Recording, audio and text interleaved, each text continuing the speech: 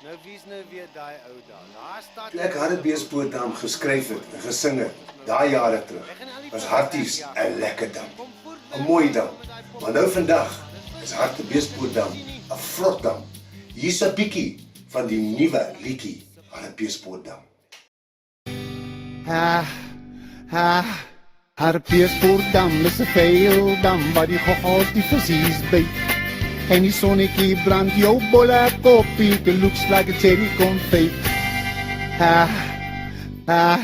Hartbeespoortdam is 'n vrotdam, dis 'n blomme paradise. There's rubbish floating everywhere, so shut up your fat face. Vrot water van die eetstervier en die krokodil gooi nog saam.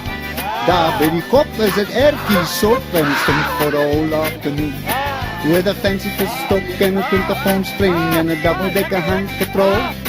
I know we don't get so many fish, but I think we got a draw.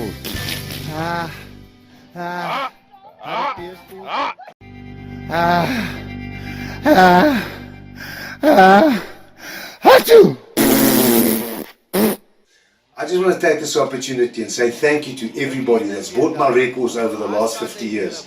Mense, ek wil net baie dankie sê vir al die vissemanne ook. Vir al die visvangliedjies wat julle gekoop het. This was the rewards, many gold records. Over the last 50 years you've supported me. Ek wil net sê, stay Valena. Thanks a million. Sharpshoot. Met my borrel en my glas. I bought myself a super rod, maar die visies is my skaars. Ek moet my lyn maar dieper gooi, laat sak hom met 'n stukkie lood. Vat hom eintlik 'n verder rojan, maar pas op, daar kom 'n boot. Kom aan man, weg met jou boot man.